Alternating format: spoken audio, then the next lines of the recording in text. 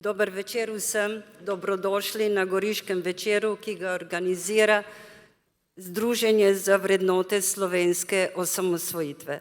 Mimogrede vas pozivam k včlanitvi v to združenje, ker je ta platforma edina, ki nam še zagotavlja enakopravno obravnavo v slovenski družbi.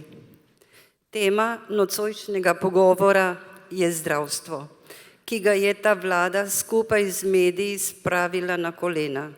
V volilni kampanji je bila zdravstvena reforma poleg novega zakona o RTV-ju paradni konj v boju za oblast. Sedaj, ko Gibanje Svoboda vodi vlado, pa ne rešujejo več zdravstva, ampak so se lotili demonizirati zdravnike, kar so Slovenci sprejeli, saj smo kronično zavisten narod. Vse, kar ta vlada obvlada, so omejitve, prisila, kazni in laži. O vsem tem se bo z odličnima gostoma, dr. Tino Bregant in doktorjem Konradom Kuštrinom, bivšim predsednikom Fidesa, pogovarjal Marko Lazar. Lep večer.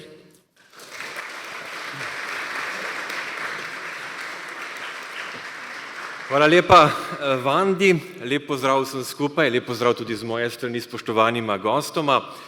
Ja, problematika slovenskega zdravstva ima, kot pravimo, že dolgo brado. Navkljub obljubam aktualne vlade, da bo zdravstvo prioriteta, ki jo je potrebno v čim krajšem času urediti, se v skoraj 2 letih ni zgodilo nič oziroma skorajda nič oziroma zadeve so se še poslabšale.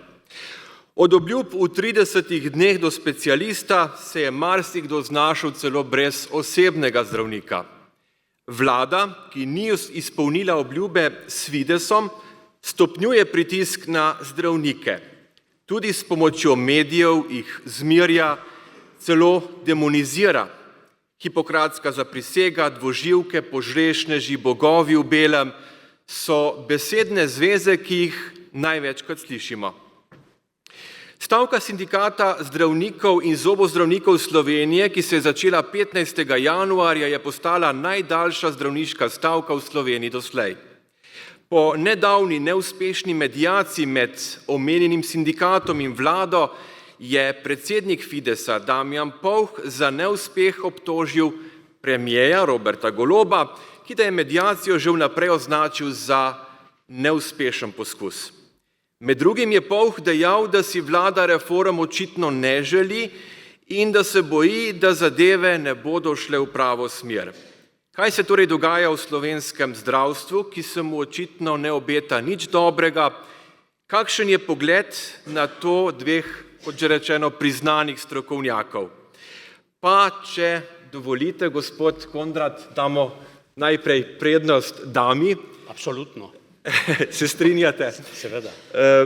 Doktor Tina, najprej vprašanje. Slišali smo, da ste kar hitro prispeli tukaj na Goriško, v Novo Gorico, da ni bilo veliko prometa. Zahajate večkrat na naš konc ali bolj poredkoma? Ja, mogoče eno tako razkritje, tega gotovo niste vedeli, ampak moja prababica je bila hči hotelirja v Gorici, Curpost se je reklo, to je nasproti Teatro Verdi, to je bivša Standa. Tako da sta moja dva prababica in pradedek sta pokopana v Šempetru. Zanimivo, no, vidite, potem imate tukaj korenine tudi na našem koncu. Ja, da sem mečkeno, sem tudi vaša, no, mečkeno. Lepo. Dobre ljudi vedno radi vzamemo zase, tako da je to zelo lepo. Ste Ljubljančanka, zdravnica? Ja, res je, sem rojena v Ljubljani, ampak mogoče, če grem še mečken v korenine, ta moj praded Vladimir, on je spoznal mojo prababico, ko je bil poslan na Soško fronto, bil je drugače zdravnik, diplomiral 1910 na Dunaju in je potem pač dosegel tudi zelo visok čin sanitete sicer. Mislim, da je bil to najvišji čin Slovenca v saniteti v stari SHS. Ste zdravnica, ki je mar za ljudi, zlasti najranljivejše, docentka, doktorica znanosti nevroloških ved in dvojna specialistka pediatrije ter fizikalne in rehabilitacijske medicine. Zaposlena ste v ambulanti zavoda Cirius Kamnik kot pediatrinja in fiziatrinja. Aktualna vlada in resorno ministrstvo torej očitno ne držita obljube, da boste vzeli zdravstvo kot prioriteto, da boste naredili to, kar smo nekako že dolgo časa pričakovali. Kaj menite, kaj se dogaja v tem našem zdravstvu, da se zadeve ne premikajo? Ali ta vlada ima sploh namen nekaj narediti, kajti potem, kar smo zdaj videli v teh 2 letih, bolj slabo kaže? Ja, jaz sem mislila sicer z upanjem, pa z začudenjem gledala tiste obljube. Ne moram reči, da si ne želim, da ne bi vladi uspelo urediti zdravstva, ampak zaenkrat ne, da nismo videli nobenega koraka v pravo smer ali pa da ni bilo nič narejeno.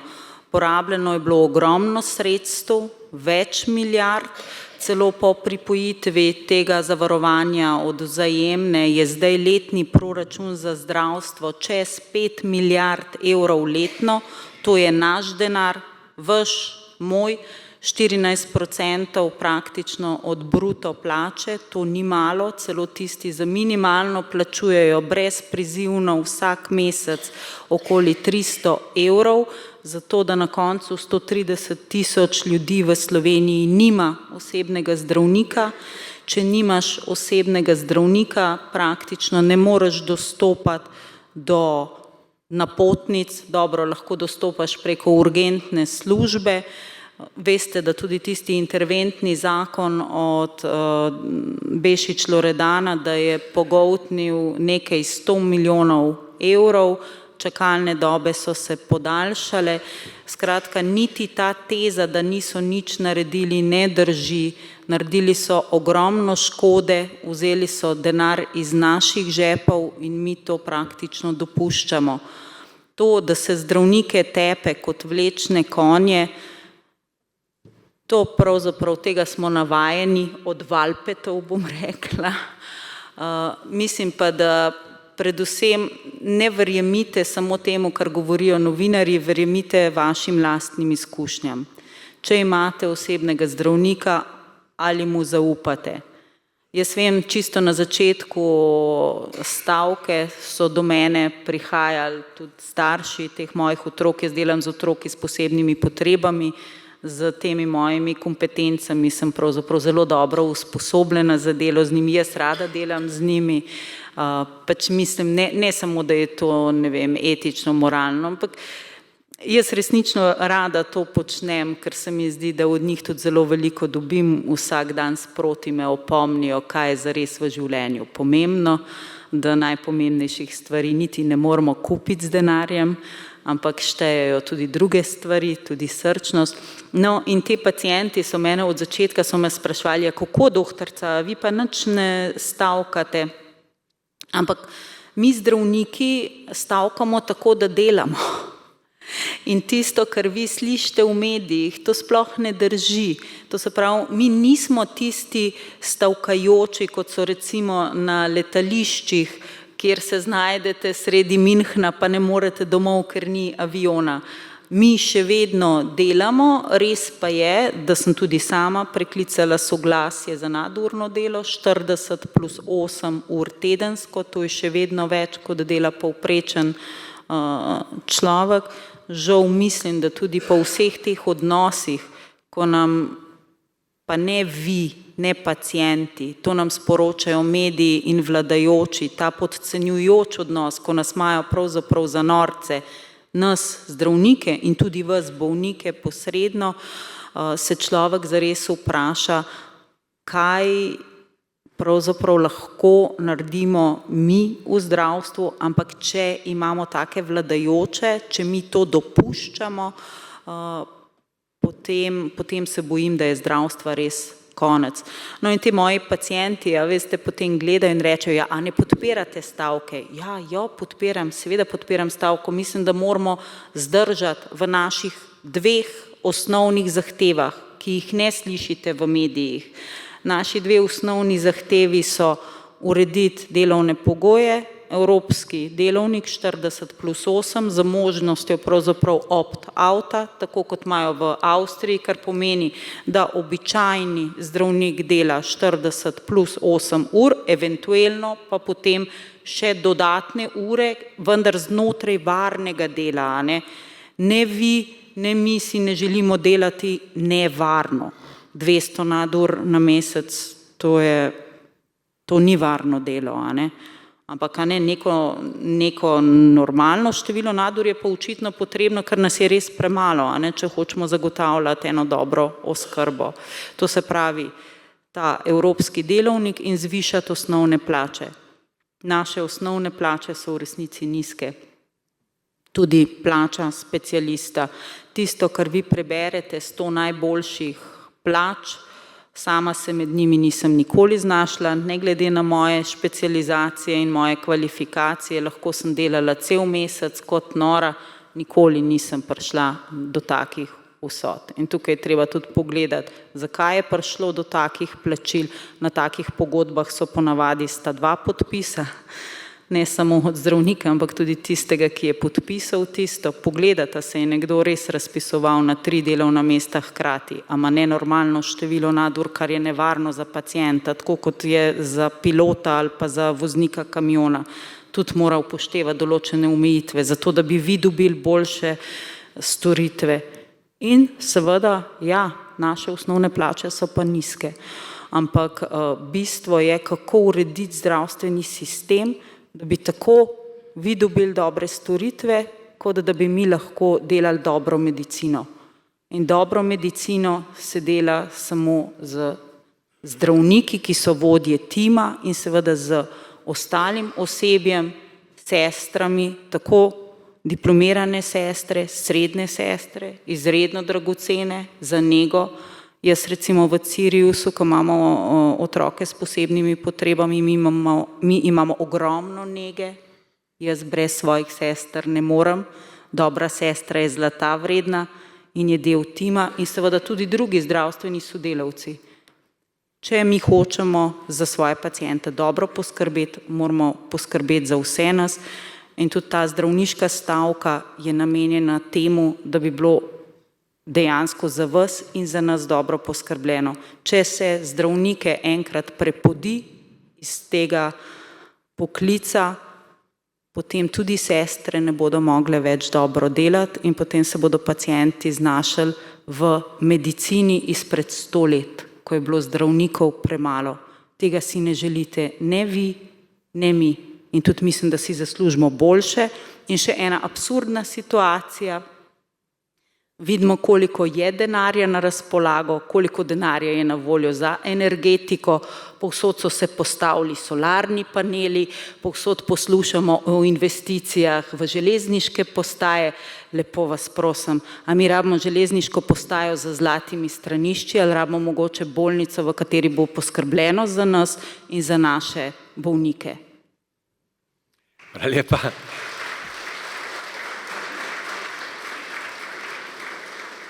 Doktor Konrad Kuštrin, od lanskega junija ste prišli med upokojence in to po kar 43 letih dela v zdravstvu oziroma mislim, da ste bili kar 28 let na čelu sindikata Fides. Zdaj, tukaj nismo šteli na dur, če ne bi bilo, mislim, da enih 50 let dela. Blizu 50, ja. Blizu 50. Najprej, kako se počutite zdaj v tej novi vlogi, kot temu po domače rečemo penzionista? Ja, najprej lepo pozdravljeni, hvala za povabilo. Renato me je povabil in sem rekel, z veseljem pridem, ampak sem mislil, da bom sedel dol med poslušalci, potem, ko sem dobil povabilo, sem videl, da me je narisal tukaj gor. Nič hudega. Ja, zdaj, mi kot sindikat smo leta 1994, 2 leti potem, ko smo nastopili, smo po zaslugi prejšnjega predsednika Fidesa, dr. Šikovca, on ima kliniko v Novem mestu za žilne bolezni, stopili v Evropsko federacijo zaposlenih zdravnikov, FEMS. In ko smo mi povedali, koliko delamo, so nas vsi gledali začudeno. Ne? Po Evropi delajo zdravniki 40 ur, ne? Celo nižajo te ure nekje na 38 ali 37. Ne? Seveda bi pri nas sistem z ozirom na število zdravnikov že kdaj crknil, če ne bi toliko delali. Ne? V čem je kvaliteta zdravnikovega dela? V času, ki ga ima na razpolago za pacienta. Ne? Ker če pride k tebi nekdo in ga boli koleno in ga nimaš časa ne dobro poslušati, ne dobro pogledati in že na vratih ti govori, da bi rad imel magnet, potem napišeš napotnico za magnet, ampak to ni dobro zdravljenje. Ne? Torej, čas je najpomembnejši.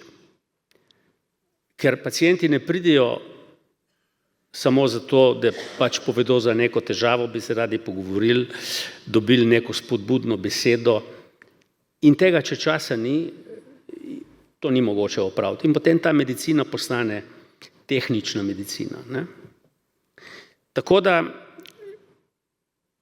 Fides je bil tudi prvi v tej državi, ki je zahteval še eno medicinsko fakulteto, ker smo videli, koliko zdravnikov je drugje po Evropi, koliko jih je pri nas. In potem smo to fakulteto naredili v Mariboru, ampak Mariborčani so pametni in hodijo zdaj, še preden se, ko končajo, še preden se registrirajo na zdravniški zbornici, hodijo v Avstrijo. Ne?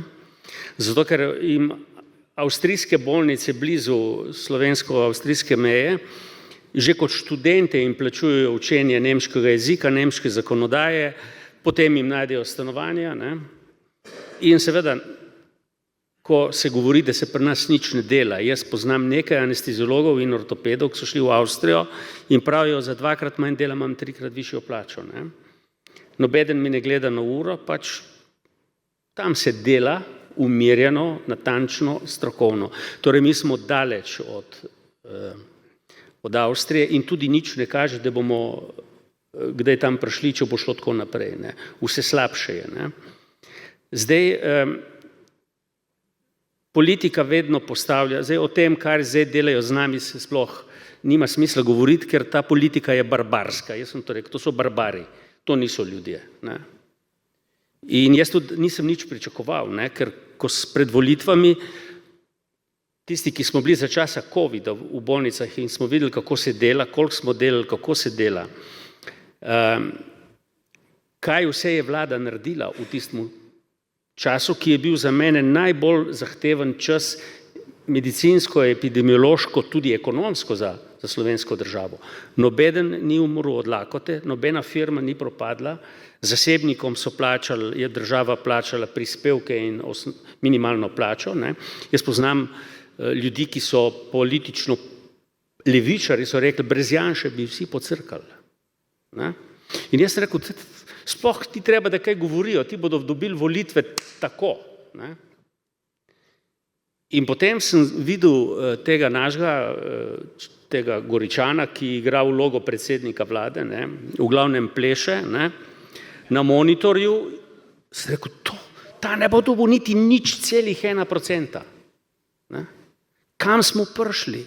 400,000 ljudi glasuje za človeka, ki ni povedal nič, kaj bo naredil, ni imel stranke, je ni ustanovil, vselil se je v neko olupek od neke druge stranke. Ne poznamo njegovih poslancev, ko govorijo, jih ne razumemo. Ne? Ministri so samo, jaz sem navajen direktno govoriti, supozitoriji, veste, kaj so supozitoriji. Ne? Če kdo kaj reče ali pa misli svojo glavo, ga vržeš z ramo ali pa ga pokliče, da se podpiše pod odstopno ali odpustno izjavo, kar je naredil z Bešičem. Jaz Bešiča poznam in sem vedel, da ne bo nič naredil, ker je pri nas bil 2 leti v službi in predtem je bil v Izoli oziroma v Valdoltri in ko smo ga mi vzeli, so me klicali z Valdoltre, so rekli, pa kaj ste nori, se smo mi imeli 2 dni piknik v Ankaranu, ki je šel. Ampak sprejeli smo ga pač kot ministra, prišel je v domu Smedika, to je ena stavba, ki smo jo zdravniki zdravniške organizacije naredile, same s svojimi članarinami, niti centa nismo dobili ne od države, ne od kakšne farmacevtske industrije, in on je tam predstavil, kaj vse bo naredil. Nekateri moji kolegi so niti ust niso zaprli, tako so bili navdušeni in začudeni. 100 načrtov, ne? In je rekel eden, celo predsednik Združenja zasebnih zdravnikov, gospod minister, ja krasno, ja hvala Bogu, da ste prišli, ja kje ste hodil? Jaz gledam, sem rekel, ma kaj ste ljudje, si bolni. In ker se me dva poznala, sem rekel, veš, Loredan, to je priimek od njegove žene, ne, bivše, da ne bo pomote. Loredan, sem rekel, jaz te pa ne bom hvalil, dokler ne boš kaj naredil. Sem rekel, bom pa prvi, ki ti bom zaploskal, ko boš kaj naredil. Ne. In ni naredil nič, razen zapravo je 100 ali 200 milijonov, ne, z nekim projektom skrajševanja čakalnih dob. Ne. Ampak, kljub temu si ni zaslužil takega ponižanja, kot ga je doživel. Ne. To pa pove vse o njegovem šefu, o predsedniku vlade, ki svojo moč, ki je dobil na volitvah, sicer po čudežu slovenske neumnosti, ne izkorišča za svoje interese. Ne. Ti moraš moč, ki jo dobiš, moraš izkoriščati v javno dobro in to z nekimi cilji, ki jih pa nima. Ne. Zdaj je lovil šparglje, če ste slišali prejšnjo soboto. Očitno v hrvaški Istri so šparglji letajo po luftu, da jih moraš loviti. Ne. Tako da jaz sem pravzaprav zgrožen. Jaz sploh ne vem, če bi imel 50 let, bi se odselil po mojem. Ne. Ker zdaj že pripravljajo nekaj drugega, po mojem bo Čeferin naslednji nov obraz, ne, in bodo spet ljudje padli v nezavest, ne, od navdušenja, kaj bo naredil. Naredil bo ne po nič. Ne. In sploh ni, kar se zdravstva tiče, toliko stvari, ki jih je treba narediti. Ne. In vsak, ki bi se lotil, bi mogel narediti par stvari letos, par stvari drugo leto. Ne. Mi imamo Zavod za zdravstveno zavarovanje, ki ni zavarovalnica. Ne.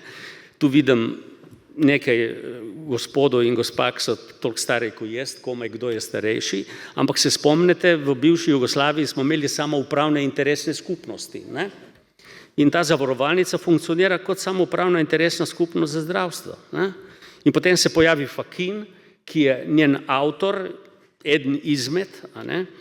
In on bi bil sanator zdravstva in najde 100 razlogov, kaj bi on popravil, kaj ne bi popravil, kaj je narobe. Ne? Potem imamo ta enotni plačni sistem, ki ga je sprejela desna vlada. Ne? Virant je bil avtor tega enotnega plačnega sistema. Jaz temu pravim samoupravni sporazum o plačah. Ne? In sem to tudi Janši takrat povedal, ko je bil predsednik vlade, celo stavko smo mu napovedali in je Viranta potem umaknil iz pogajanj, tako da smo imeli druge pogajalce, da smo kljub temu nekaj dosegli. Moram pa v obrambo tem predsedniku takratnemu reči, da je rekel, po 2 letih bomo videli, kaj vse ne štima in bomo popravili. Ne? Ampak potem ni prišel več potem so vladali tisti, ki so vladali in stvar je vse slabša. Ne? Tako da plače, ste brali, da je bil razpis za družinsko medicino, 70 delovnih mest. Ne? Javilo se je 20 ljudi. Ne? Zakaj? Zato, ker je plača specialista družinske medicine, ko končaš študij, specializacijo 1500 evrov. Ne? To je malo več kot minimalna plača. Ne? Ampak človek mora investirati, tudi če družinsko medicino specializira, veliko. Plača strokovnega direktorja kliničnega centra, ki ne sme delati na dur in če jih dela, mu ne plačajo, dela kot strokovni, je 2700 evrov. Ne? Človek, ki strokovno vodi najvišjo inštitucijo. Plača direktora je pa 100 evrov več. Ne? Kako lahko, v kakšni državi živimo, da ima človek, ki obrača 400 milijonov, tak je proračun kliničnega centra, 2700 ali pa 2800 evrov plače. Ne? Tudi plača predsednice republike je preniska. Ne? Samo ona o tem ne bi smela govoriti. Ne? Prvič zato, ker ima denarja zadosti, ne? Drugič pa je vedela, kakšno plačo bo imela. Ne? In je spet ena izmed tistih, ki bi je boljše je tiho, kakor če govori. Ne? Žal imamo pač zdaj take politike. Ne? Imamo enega predsednika vlade, ki je bolj, da ne naredi nič, ker dela škodo, predsednik republike, ki je bolj, da je tiho, ker govori neumnosti, da je o predsednici državnega zbora, raj ne povem, kaj mislim. Ne? Tako zaenkrat. Doktor Konrad, ampak še vedno mi niste odgovorili na tisto prvo vprašanje. Kaj počnete zdajle v penziji? No, moram reči, da sem mislil, da bom delal do 70. leta. Tako sem imel v glavi, pa zakaj ne. Ampak potem sem kar začutil eno pomankanje veselja. Sem prišel v službo, komaj sem čakal, da pridem, večino sem delal na kirurškem intenzivnem oddelku in potem so me začele skrbeti take stvari, ki me včasih niso skrbele, recimo neki posegi, pa kako se bo šlo, pa to, pa drugo. Pa sem poklical enega prijatelja, ki je bil predsednik zdravniške zbornice, je bil pa operater na ginekološki kliniki in je rekel, možgani ti sporočajo, da je čas, da greš. Boš, da greš sam, kakor da ti drugi povedo, da je cajt, da greš. Tako da potem sem šel in sem rekel, če mi izračunajo še koliko delovne dobe bi imel, če bi mi še dežurstva upoštevali. In sem prišel tam blizu 50 let. Ker smo pač dežurali 4-krat, 5-krat, 6-krat poleti, ko je bilo pol ljudi na dopustih, tudi 7-krat in več. In te nadure izhajajo iz tega, ker je potrebno zagotavljati nujno medicinsko pomoč, v bolnici pač mora biti nekaj zdravnikov, kar naprej. Potem nekateri hodijo pomagati v druge bolnice, kjer je tako malo zdravnikov, recimo v Trbovlje, ne vem kam še. In jaz vem, da se človek, ki je mlad, se mu da, pa takrat si ustvarja družino, zida hišo, kupuje, seveda nekje mora priti do denarja. In potem jih napadejo, da so zaslužkari, objavijo njihove bruto plače, pa še poračun za pol leta, in potem to izgleda strašno veliko denarja. Zdaj pa, ko so se odločili, da ne bomo imeli nadur, zdaj spet ni prav. Te države nekaterim ne veš, kako ugoditi. Ampak jaz mislim, da bodo mnogi zdravniki, ki so preklicali soglasje in delajo 40+8 ur, jaz jih poznam veliko, so rekli nikoli več je za službo manj, ampak nikoli več na star način, ker je kvaliteta življenja, družinsko življenje, delo z otroki, vse drugo ni primerljivo. S tem, kar si prej, v bistvu kar naprej v službi. Če nisi dežuren, si v pripravljenosti, vsak rešilc, ki je tulil, pa si rekel, zdaj me bodo poklicali, in ko si v pripravljenosti, moraš biti doma in moraš biti potem v 20 ali pa 30 minutah v bolnišnici. Tako da jaz upam, da bo prišla kakšna oblast, ki bo razumela ta signal, ki so ga zdravniki zdaj dali, da je tega zadosti. S tem, da je delo po noči, je neutrudljivo, ampak povzroča veliko stresa in tudi na dolgi rok veliko bolezni. Zdaj, to sem hotel povedati, da zdaj, ko se zbudim brez skrbi.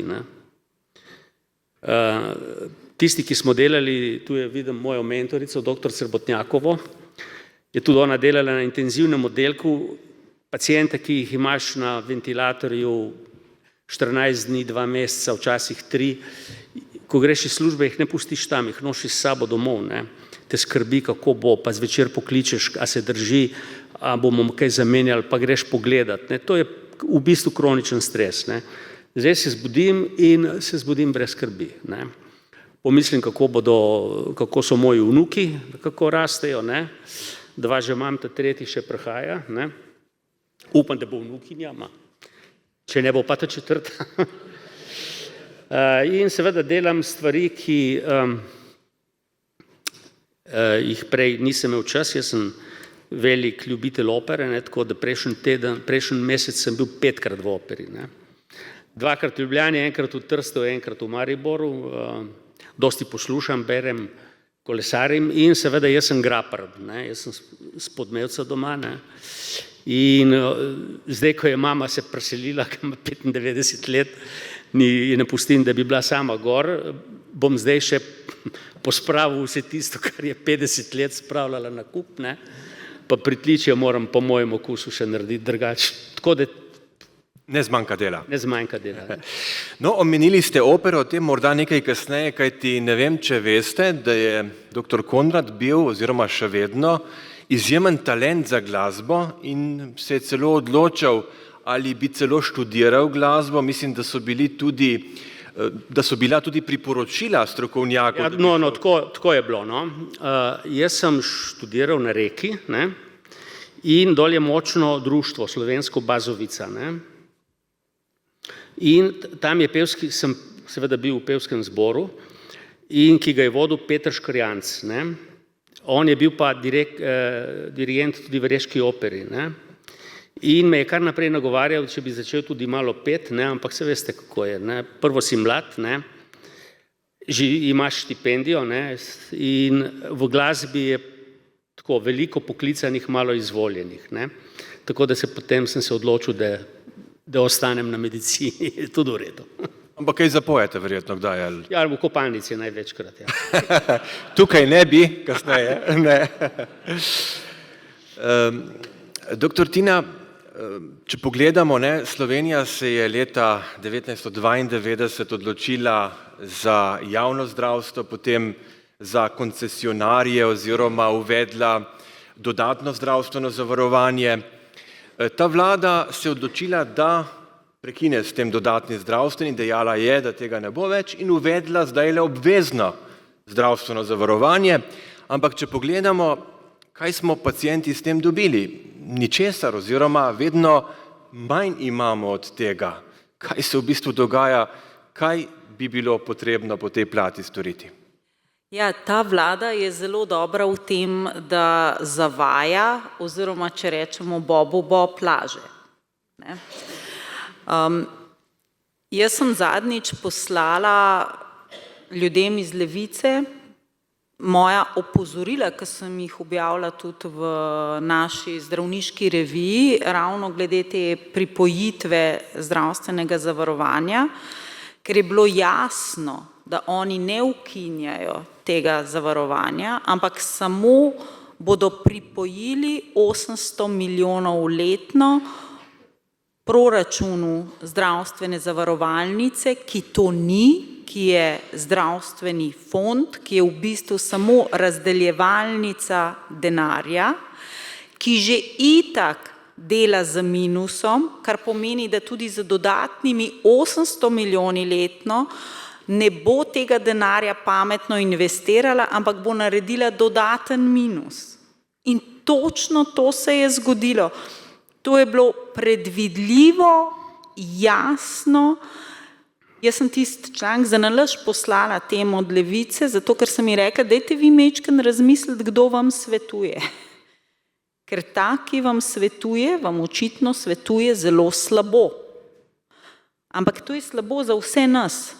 Gre za naš denar. S 5 milijardami se da narediti ogromno zdravstvenih storitev za vse nas. Vi morate tudi vedeti, da pravzaprav mi v zadnjih letih nismo kaj dosti zgradili.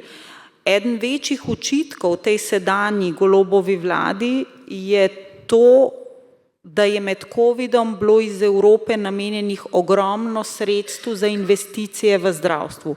Vem zato, ker sem tisti načrt pomagala jaz pisati.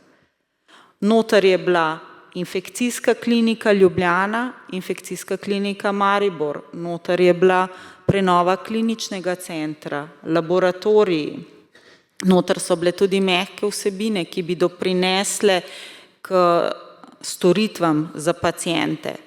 Skratka, ogromno nepovratnih sredstev iz Evrope in vam lahko kar povem, da januarja 2023 so mene iz Evrope poklicali in so mi rekli, Tina, kaj se dogaja, vi ste imeli dober program za zdravstvo, to je COVID denar, porabite to, saj ste imeli dobro zastavljen. Kaj se dogaja s temi sredstvi? Evropska sredstva je treba namreč tudi zelo dobro načrtovati, jih upravljati, ampak glejte, mi smo pustili 2 milijardi evropskih sredstev, da se ne bodo porabila pri nas za zdravstvo. To delajo samo najbogatejši ali pa tisti, ki znajo z denarjem razmetavati. To je neverjetno. Ne? Tako da tukaj res moram reči, da z našim denarjem delajo tako kot svinja z mehom. Ampak to je naš denar, dobesedno iz žepa nam ta denar jemljajo. In jaz se čudim, da ljudje to dopuščamo. Zdaj, kar se tiče zdravstvenega zavarovanja, ker ste posebej to izpostavili, v bistvu je še hujše, če spremljate zdaj tele odloke in kaj počne Ministrstvo za zdravje, zdaj po novem bodo dajali kazni, celo več, če ne bomo uporabljali e-kartona, že zdaj smo morali vnašati storitve, še tako je. Oni velikrat nekaj sprejmejo, kar v bistvu že itak deluje, samo da oni dajo zraven kazen. In zdaj v bistvu v ta e-karton so zdaj rekli, da če se ne bo v to vnašali, da stvari ne bodo plačane, to že zdaj niso, mislim, to že zdaj smo bili mi plačani po storitvah v enem segmentu, tako da smo že itak morali to noter dajati za obračune, s tem, da je bilo itak plansko gospodarstvo, kar je pomeni, da ni bilo meritokracije. Ampak, da če tega ne bomo vnašali, da nam bodo vzeli licenco. To se pravi, zdravniku, ki je strokovno licenco dobiš na podlagi tega, da znaš medicino, ne da tipkaš noter v računalnik, so oni sprejeli v zakonodaji, da nam bodo licenco vzeli. In prvič, jaz, ki delam z otroki s posebnimi potrebami, ki vem, ki nočem imeti samo otrok od ljudi, ki imajo denar, ki hočem skrbeti za vse otroke, ne glede na to, a so njihovi starši bogati ali revni. Prvič sem se jaz v ambulanti vprašala in sem rekla, nočem več delati za ZZZS. Jaz, ki vem, da je narobe, če nimamo javnega zdravja. Kaj to pomeni? To pomeni, da ta vlada, že ko zgleda, da se bo zdravstvo mogoče majčkeno stabiliziralo, zabije še en žebelj v krsto javnega zdravstva. Da ljudje kot jaz začenjamo razmišljati, da bi izstopali ven iz sistema, kar pomeni, da bi delali za paciente, tako kot delajo frizerji. Pridete k frizerju, dobite storitev in jo plačate. Ali pa za privat zavarovalnico. Ker za ZZZS pod takimi pogoji, kot jih sprejema ta vlada, da bo moja licenca odvisna od tega, koliko bom tipkala v računalnik, jaz nisem za to študirala. In moji pacienti od teh podatkov, ki koristijo zavarovalnici, nimajo nič.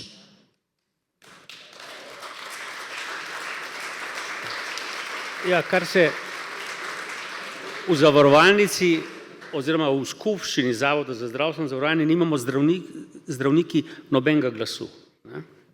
Nobenega glasu. Tam so glavni sindikati in več glasu kot Ministrstvo za zdravje imajo celo trgovci, tisti, ki prodajajo zdravila in potrošni material. To je skregano z zdravo pametjo. Zdaj, ko govorimo že o problemih v zdravstvu, jaz mimo problema zdravstvene nege ne morem iti, ker zdravstvena nega je izjemno pomembna in srednja medicinska sestra je po mojem najbolj ponižan poklic v zdravstvu. Ponižan poklic. Prvo so jim vzeli naziv medicinske sestre, niso več medicinske sestre, ampak so zdravstveni tehniki, ne vem kaj. Ta nov kurikulum znanja v šoli je tak, kakor je v kozmetični šoli, in imajo minimalno plačo. Teh medicinskih sester ni. Kamorkoli gredo delati, zaradi tega se tudi zapirajo bolnišnični oddelki. Tisti, ki ste po bolnicah bili, ste videli, da je sester, ki negujejo paciente, premalo. Na travmatološkem oddelku pri nas je 35 postelj, 15 pacientov je nepokretnih in dopoldne sta 2, če so 3 srednje medicinske sestre, ki morajo prestlati, nahraniti, tu mi, to prati, razdeliti zdravila, peljati na preiskave, ko čebele tekajo. S tem, da je tu problem zbornica zdravstvene nege. To je ta njihova inštitucija, ki stoji za vsem tem, zato sem jaz pri njih bil vedno osovražen, in govori, da mora biti razmerje med diplomiranimi medicinskimi sestrami, ki so potrebne. Takrat, ko ni bilo teh visokih zdravstvenih fakultet, ki jih je zdaj vsak teden zrase ena, smo zdravniki izobraževali sestre, da so znale neka specialna dela, ki se jih niso naučili. Mi nismo proti temu, da so sestre izobražene, tudi ne proti temu, da so dobro plačane. Ne more biti pa razmerje med srednjimi medicinskimi sestrami in diplomiranimi 80:20 v korist diplomiranih medicinskih sester. In nihče se v ta problem, to je ogromen problem, zelo velik problem, ampak se nobeden ne vtakne. Potem nam kot Fidesu vedno očitajo, da mislimo samo na sebe, da na druge nikoli ne pomislimo. Mi smo večkrat povabili sindikate, celo pomagali smo pri ustanovitvi sindikata zdravstvene nege. Naša bivša sekretarka in pravnik so prišli k nam, so rekli, mi bi tudi imeli sindikat medicinskih sester, smo jim mi za roko jih prijeli in jim vse korake, ki jih je potrebno narediti, smo naredili. In smo nekaj cajta tudi dobro sodelovali, kar je logično, ker smo v istem timu. In potem sem jaz parkrat na pobudo mojih sester oddelčnih in drugih dal pobudo njihovim sindikatom, da bi skupaj nastopili. So bili proti. Zato, ker so povezani s Štrukljem in z Počivalškom zdaj, to so sindikalni lideri, ki so pa v bistvu leva politična oblast. Sindikati so v naši državi podaljšana roka leve politične oblasti, kjer se krade gledajo preč in ko je treba kaj dobiti z mize, se zadovoljijo z drobtinicami. Torej, katastrofa. Tudi nimamo prave leve politične stranke. Imamo Levico, ko vemo, kaj je, in SD, kaj je. Tudi Han je ne bo, po mojem, spremenil. Mi bi rabili levo socialdemokratsko stranko, ampak jaz mislim, da je SDS bolj socialdemokratska kot kakšna druga stranka. In rabili bi seveda tudi eno skrajno desno stranko. Vsi govorijo, da je SDS skrajno desna stranka. Jaz, ko jih poslušam in gledam, mislim, da niso. Nam manjka neka bolj nacionalna stranka, močna stranka. Tako da sindikati so zelo velik problem in jaz tako malo provokativno rečem, da je Fides je kot Izrael znotraj drugih sindikatov, ki so kot Arabci. Potem me pa še bolj grdo gledajo.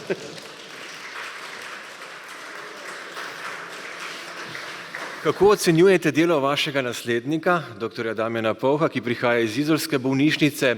Menite, da je bil v teh pogajanjih dovolj dober oziroma je svoje delo dobro opravil ali bi vi morda posegli kako drugače? No, zdaj moram to povedati, da predsednik Fidesa je samo prvi med enakimi. Po statutu in po vseh pravilih, ki jih imamo, ne mora odločiti niti o 500 evrih, da bi jih lahko zapravil, pa nekoga nagradil, da o kakšnih strateških odločitvah sploh ne, ker imamo predsedstvo, potem imamo glavni odbor in ti vodijo sindikat. In jaz mislim, da je bil v zelo težki vlogi. Jaz sem seveda se fajtal kar naprej, v glavnem z levimi, se z desnimi tudi nisem imel prilike, ker niso bili nikoli na oblasti, oziroma premalo. Ampak moram reči, da za časa Janše smo z Bručanom imeli dobre odnose, potem tudi z gospo Kukovič, ko je nastopila kot ministrica, dobre. Potem je bila tisti 2 leti krizni leti, ko je bil Gantar, minister za zdravje vse škode ni naredil, dobrega sicer tudi ne posebno. Tako da naleteti pa na take, kot so zdaj, jaz si ne predstavljam, kako bi se jaz obnašal. In moram reči, da Povh je dosti bolj umirjen oziroma manj eksploziven kot jaz in da je verjetno v tem trenutku to bilo celo boljše. Jaz se bojim, da bi se včasih ne znal tako obvladati. Je pa v bistvu zdaj to ni več boj za, namreč vlada je podpisala 2 sporazuma, ki sta bila objavljena v Uradnem listu, ki bi rešila zelo veliko problemov. In ta prvi sporazum je bil tudi posledica mediacije. Takrat je zdravniško društvo bilo mediator. In sporazum, ki je v Uradnem listu objavljen, je skoraj pogodba. V civiliziranem svetu, če si 2 človeka nekaj rečeta, ni treba, da podpišeta. Rečeta, si data roka in to drži. Pri nas niti stvari, ki so objavljene v Uradnem listu, ne držijo. In ob teh napadih na zdravnike nasploh, na Fides itak, ampak na splošno, na zdravništvo, tudi na zbornico in tako naprej, se mi zdi, da je zdaj to, kar se gre Fides, je pravzaprav boj za demokracijo, ne? Za klasične demokratične vrednote, za ustavne pravice do stavke, ne? Ker v civilizirani državi do zdravniških stavk ne pride, ne? Ker je vlada toliko pametna, da posluša zdravnike, ki ne pridejo z neumnimi predlogi, ne? In se dogovorijo, najmanj nekje na pol poti se najdejo, ne? In moram reči, da smo mi to skoraj z vsemi vladami dosegli, z nekaterimi je šlo bolj na trdo, z nekaterimi se je dalo v dialogu, ampak to, kar je zdaj, je približno, kot da stojiš pred betonskim zidom, ne? In govoriš in niti ni odmeva, ne? Torej, zato sem jaz rekel, da to niso politiki, to so za mene barbari, ne? In tudi, če bi bil predsednik Fidesa, bi jim to rekel, ne? To je skupina ljudi, ki dela škodo, za katere ne vem, kako bomo to škodo popravili, ne? Namreč ne, da nič ne delajo, ne? Delajo škodo, z vsako potezo naredijo škodo, delajo škodo zunanji politiki, ne? Ste videli, kje je bila včeraj naša zunanja ministrica, ne? Se po mojem je najboljše, da domov niti ne pride, ne? Delajo škodo gospodarstvu, delajo škodo zdravstvu, znanosti, vsem. In to bo težko popraviti, ne? Gospa Tina, nekako, če pogledamo, komu je vlada tudi zaupala reševanje tega zdravstva, ne? Nevladnikom. Med tem izstopa umetnik, režiser Jaša Jenull, ki pravi, da bo našel pravi način, pravo rešitev za zdravstvo. Kako gledate na to, v bistvu, ali so sploh potrebne volitve, kajti na koncu koncev lahko kdorkoli to v bistvu počne, če je temu tako? Ja, tisto, kar se meni zdi zelo problematično pri tej vladi, je, da gre za neke vrste privid, PR-ovski, zelo všečno zapakiran, izkoriščajo pravzaprav naše presenečenje, ker težko verjamemo, da je to res, kar oni počnejo. In to pri zdravnikih ni naključje, da so si ravno zdravnike izbrali za glavno tarčo. Zdravniki smo visoko izobraženi, praviloma med najvišje izobraženi v državi, tudi precejšnji individualisti. Treba nas je prepričati z argumenti, to se pravi, če bodo zlomili nas, bodo zlomili celo državo. In jaz mislim, da je to načrtno, ker pravzaprav, ko ti zlomiš najbolj izobraženega, najmočnejšega, takrat potem se ti odprejo vrata, da lahko zlomiš kogarkoli.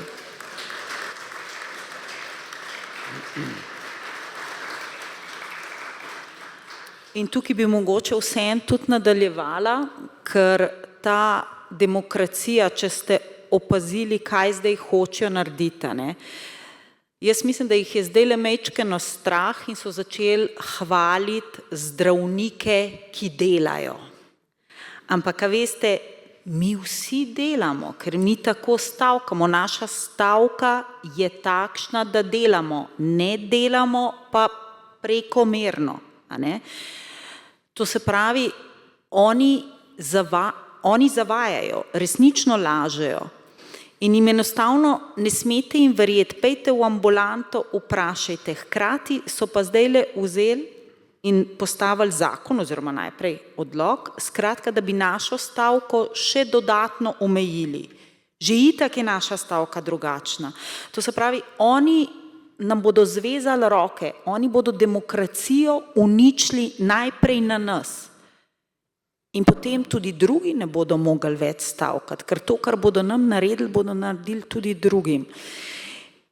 In tukaj jaz mislim, da je enostavno treba reči, tega je pa dovolj, tega pa ne bomo dopustili. Vendar drži, oni grejo proceduralno skozi pravne postopke. In tukaj je pravo vprašanje, ne ali imamo demokracijo, ampak ta demokracija je zlorabljena zato, ker jaz sem začela dvomiti, ali mi imamo pravno državo. Ker če nimamo pravne države in če so nekaterim ljudem dovoljene stvari, ki drugim niso, in če hkrati ne moreš doseči pravice preko sodišča, preko postopkov, potem imamo resen problem. Potem to ni demokracija 21. stoletja, ampak smo se žal vrnili nekaj desetletij nazaj. A si mi to želimo? A bomo mi to dopustili? Bomo mi to gledali? Oni nas res zavajajo. Sprevideti, kje je ta maja, ta privid, ki je tako spretno zapakiran v všečne izjave, v to, da se mi pogovarjamo o povsem nepomembnih stvareh, da se mi ne pogovarjamo vsebinsko, da dopuščamo, da oni odgovarjajo stvari, ki so povsem nerelevantne. Dobro jih poslušajte, ko dobijo vprašanje, ki je za njih neprijetno, oni rečejo, to ni pomembno, zdaj je bolj pomembno to in začnejo govoriti nekaj drugega. Odgovarjajo ne na vprašanje, ampak nekaj, kar je majčkeno skrenjeno in hkrati nas zasipajo z podobami plesa všečnih gospodičen oziroma gospa ločenih, ki pojejo, plešejo, nosijo rdeče čevlje v petah. To ni bistvo politike in državotvornosti. Državotvornost se mora spraševati o temah, o katerih mi danes tukaj govorimo. To so teme, ki jih mora politika naslavljati. Ne pa rdeče pete pa ples.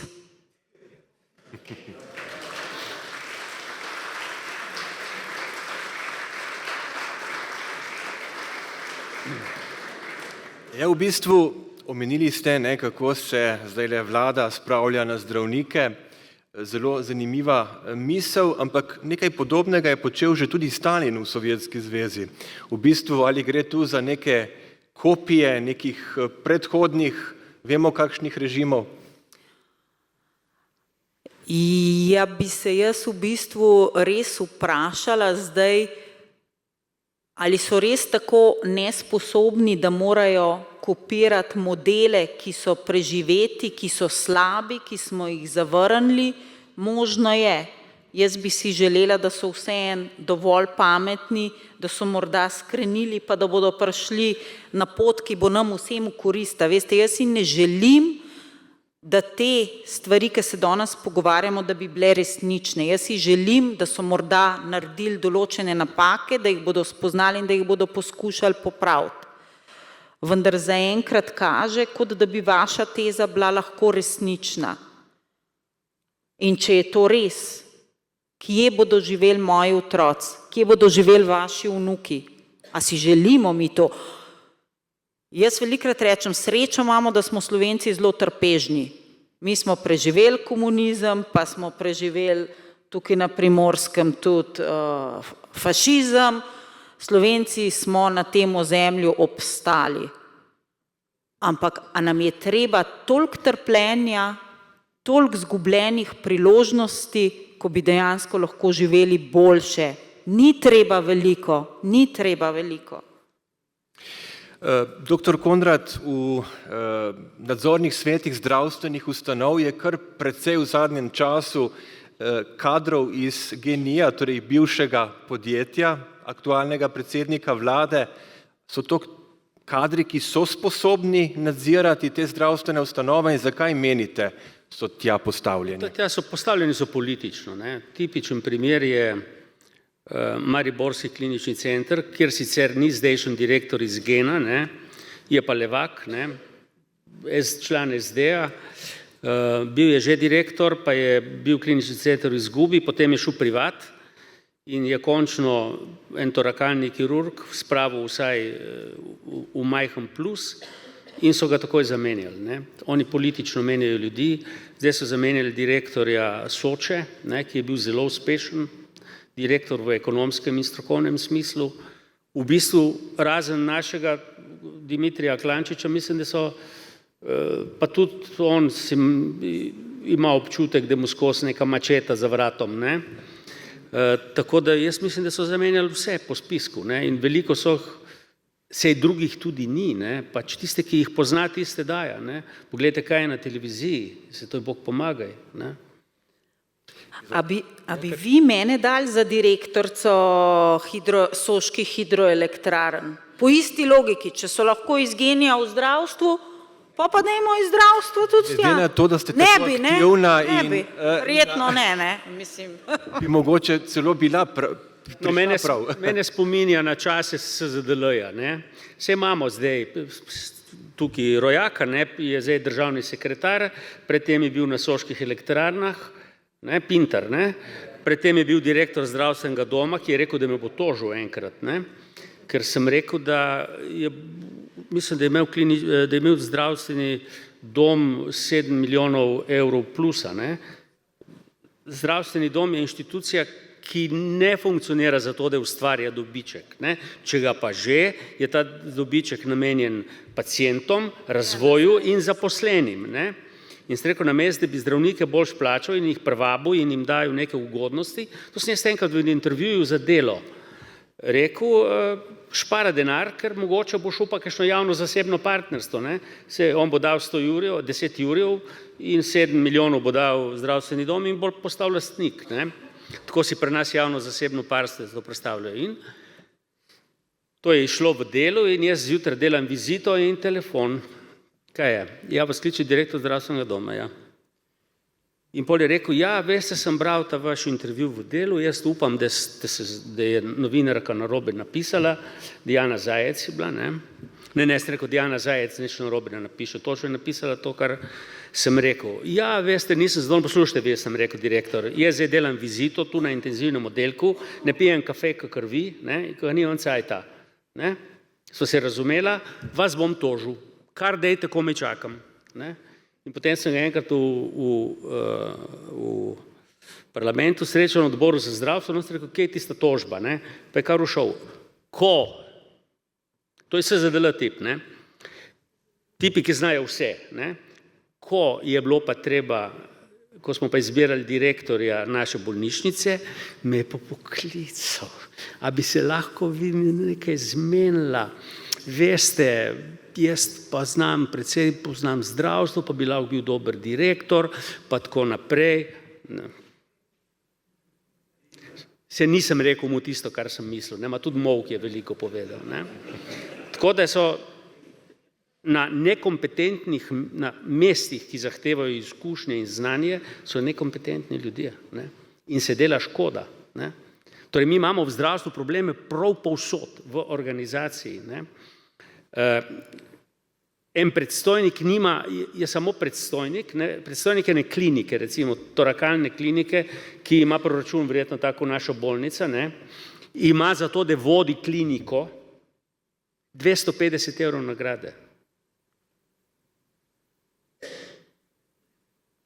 Torej, zdravnik po zakonu o zdravniški službi je odgovorni nosilec zdravstvene dejavnosti, ne, ker se mora pod vse podpisati. Jaz sem se podpisal prav pod vsako stvar, pred vsako preiskavo, pod vsako zdravilo, vse, pod vsako odpustnico, tudi pod vsako mrliški list sem se mogel jaz podpisati, ne.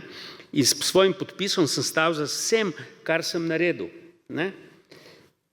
Ampak celo po zakonu o zdravniški službi bi lahko izbiral ekipo ali pa rekel, s to ekipo nisem zadovoljen. Mi smo takrat uspeli, ne, inštalirati zdravnika kot tistega, ki je vodja tima, ne.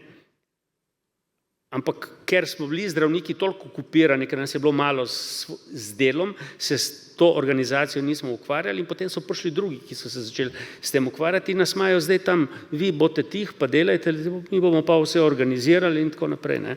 Katastrofa, mi držimo na finančnem, organizacijskem, s tem, da vse, kar se da, bo šlo drugam, ne. Ker mi zagovarjamo javni sektor ves čas, ampak če gledate zdaj, pa poslušate predsednico zdravniške zbornice, ljudje gredo specializirati dermatologijo, okulistiko, otorino, ne, take vede, ki lahko delaš ti malo v bolnici ali po zdravstvenem domu, pa delaš tudi privat, ne, da kaj zaslužiš, ne.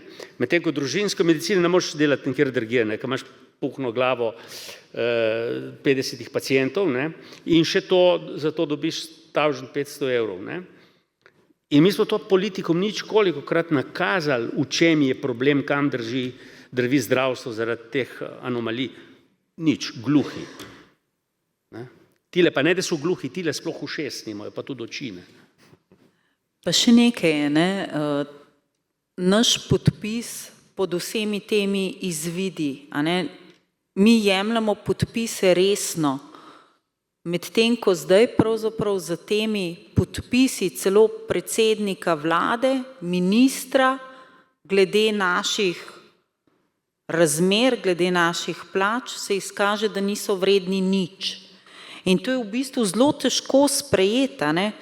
Ker vidimo pravzaprav, da ne glede na to, kaj mi počnemo, se jemlje bolnike za talce, nas se prikaže kot grde, hkrati pa mi, ki jemljemo določene stvari resno, je to pravzaprav nam vsem v posmeh.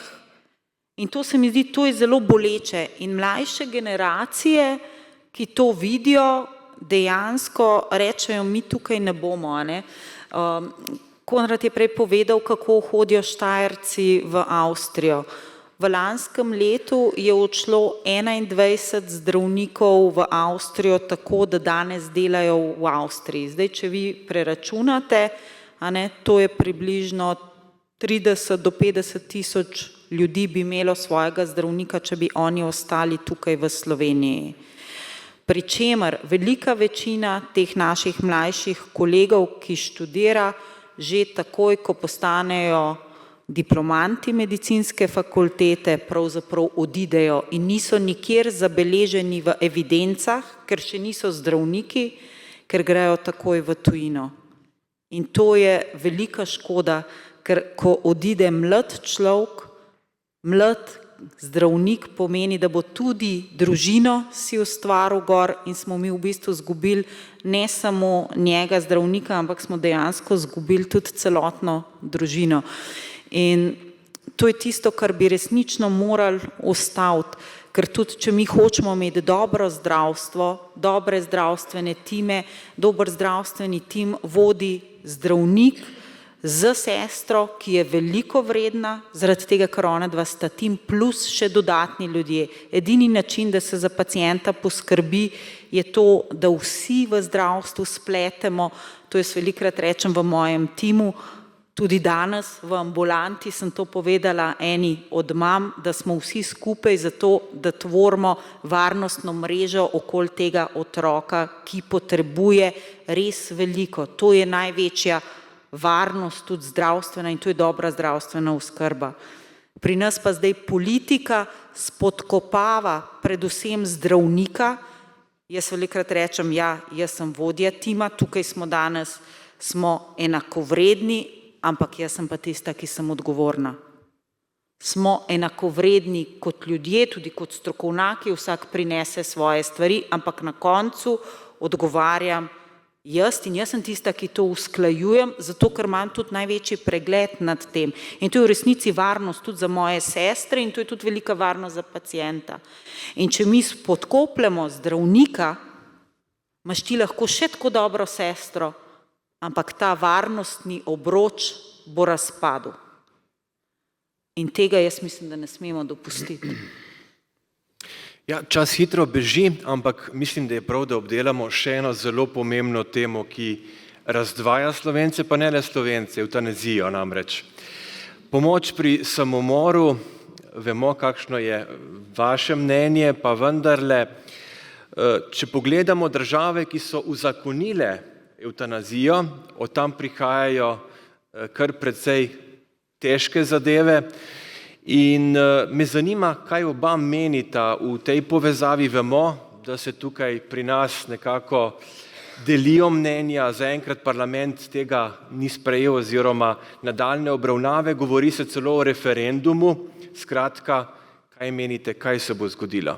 Morda najprej dr. Konrad. Mnenje vseh zdravniških organizacij je jasno bilo večkrat izraženo, ne, da smo absolutno proti temu, ne, ker se s tem, in to so informacije, ki prihajajo iz držav, ki so to uvedle, se starejši ljudje, tisti, ki so odvisni od tuje pomoči, počutijo odveč, ne? In se celo sprijaznijo in strinjajo s tem, da se jih v bistvu umori. Ne? To je nekaj nezaslišanega. Jaz kot anesteziolog lahko rečem, da z dobro organizacijo in zadostnim številom zdravnikov nihče ne sme umreti v bolečinah. Nihče. Ne? Torej prva stvar, prvo pravilo, ki so ga imeli zdravniki že pred tisočletji, ne, je bilo sedare dolorem divinum opus est. Ne? Lajšati bolečine je božansko opravilo, ne? Ker včasih so lajšali bolečine, niso znali zdraviti, ker se je medicina razvijala. Torej, mi moramo lajšati bolečine, moramo zdraviti paciente in moramo omogočiti dostojno smrt. Ne? To so stvari, ki jih zdravniki morajo delati. Sistem mora poskrbeti, da imamo možnost to narediti. Ne? Vse drugo je čista politika. Ne? Čista najbolj odvratna politika in jaz bi, včasih sam s sabo malo govorim, če lih nimam kakšnega nazraven, ne, bi rekel, jaz bi dal amandma, da to počnejo tisti, ne bodo izvajalci tisti, ki bodo ta zakon sprejeli. Ne. Tisti ne bodo. Keber recimo, ta prvi, pa še zdravnik je, ne, pa še profesor je bil.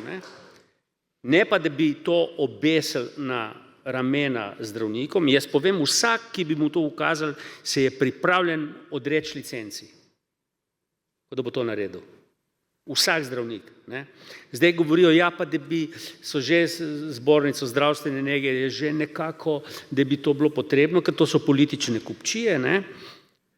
Absolutno. To je umor. Ne. Dati prevelik odmerek zdravila oziroma odmerek zdravila, ki povzroči smrt, je umor. In na to ne bomo zdravniki nikoli pristali. Ne. S tem, da so prakse iz tujih držav so katastrofalne. S tem, da je tu veliko denarja v ozadju, ne, interesi, tiste bolnišnice oziroma tisti zavodi, kjer to počnejo. Ne. Jaz sem poslušal intervju z enim Švicarjem, ne, ko se je vprašal, kakšen je pa zaslužek na leto, je kar je clat začel. Ne. S tem, da se, kot rečeno, najhujše je pa to, da se ljudi, kjer to začne veljati, se postavlja tiste, ki so odvisni od pomoči drugih v stisko. Ne govorimo zdaj samo o ljudeh, ki so bolni, pa bodo umrli, pa tako naprej, ne? Ampak o tistih, ki so onemogli, pa niso bolni, ne? Rabijo tujo pomoč, se jih postavljajo v stisko in nekateri baje celo so sami zaprosili, da ne bi bili breme svojim otrokom ali pa vnukom. Ne? To je katastrofa. Ne?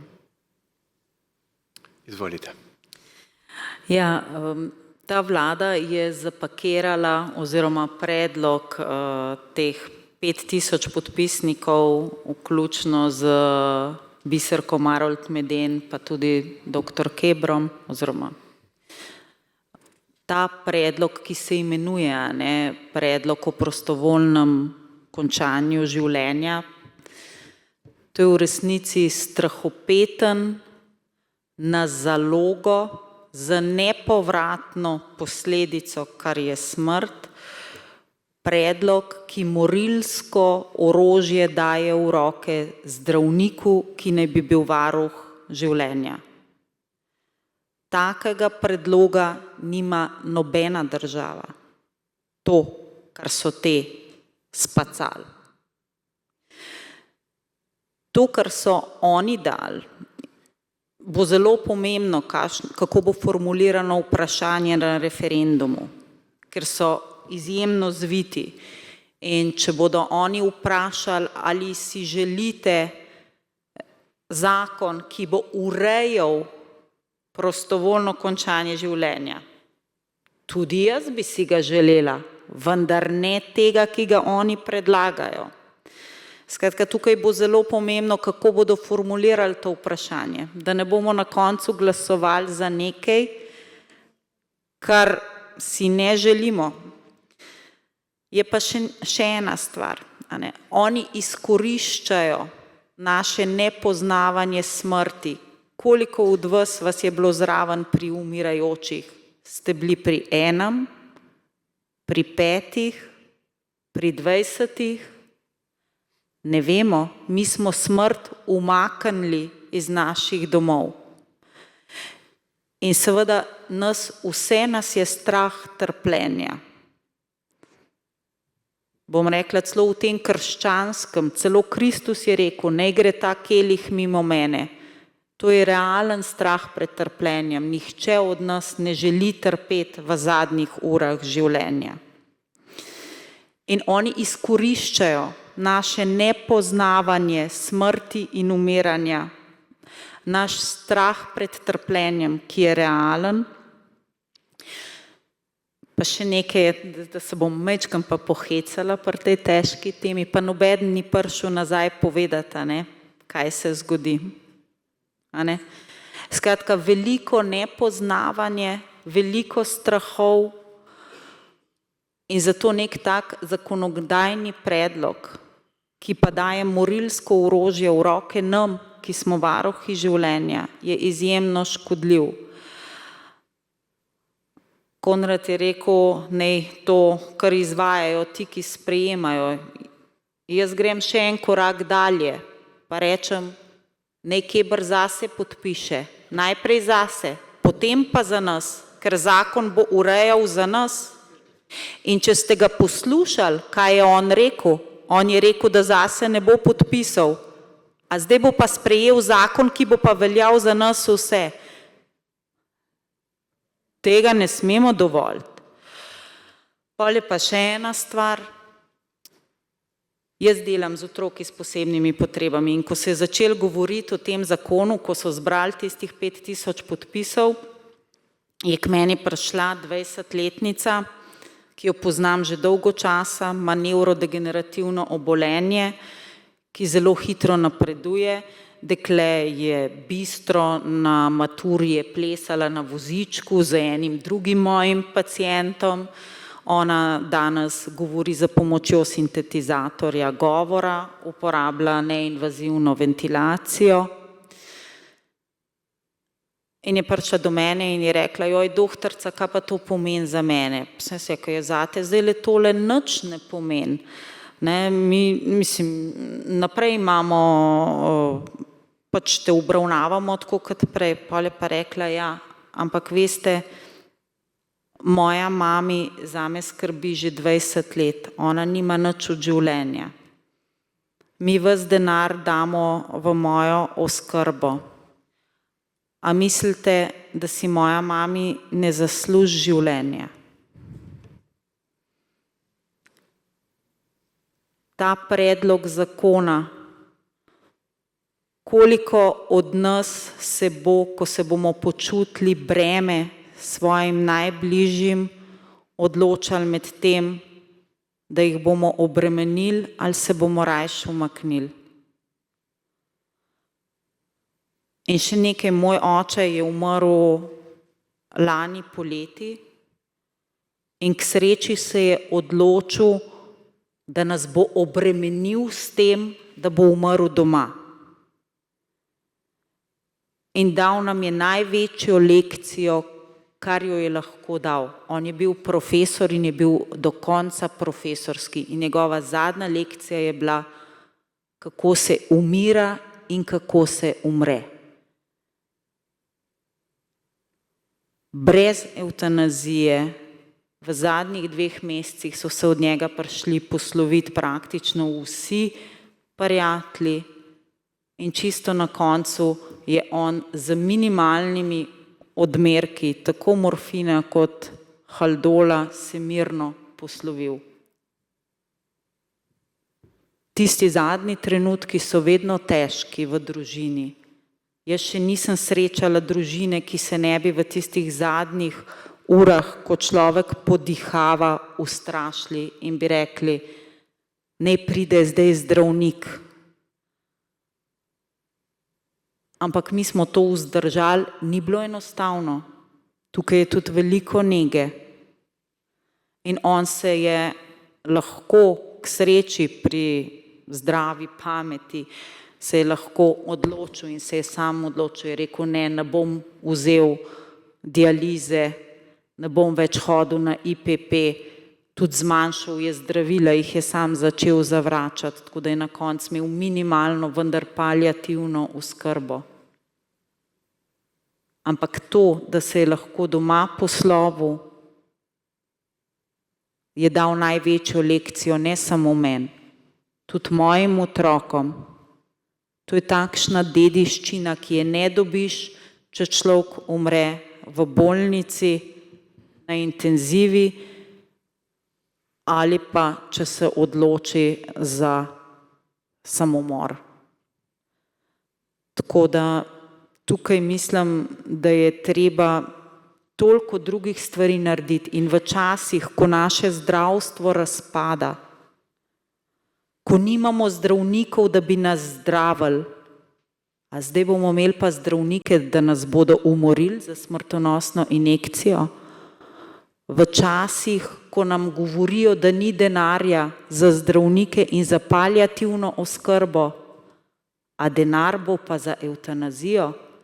Eden od predlagateljev, ki je profesor, ki si ne zasluži, da se ga sploh imenuje, in oni so celo upali zapisati v predlog finančne posledice, ki naj bi bile finančne koristi za zdravstveno blagajno od evtanazije. Tukaj bi nam morali zazvoniti vsi zvonci, da je nekaj hudo, hudo narobe. Ne samo v vrednostnem sistemu, ampak da dejansko stvari, ki smo jih videli leta 40, z evgeniko, z odstranjevanjem ljudi, ki niso bili več mladi, lepi, močni, ampak so bili nebogljeni, ubogi in se jih je znebilo, da tukaj pa mi kot družba moramo reči, ne, tega se ne gremo in ne dovolimo. In tukaj vas res pozivam, če bo prišlo do referenduma, bodite pozorni, preberite, informirajmo se, da ne bomo šli spet na led. Z zadnjimi referendumi, tudi za čisto vodo, so nas presneto potegnili za nos. Pazimo, da ne bo isto za to evtanazijo, ker smrt je pa nepovratna. Hvala lepa.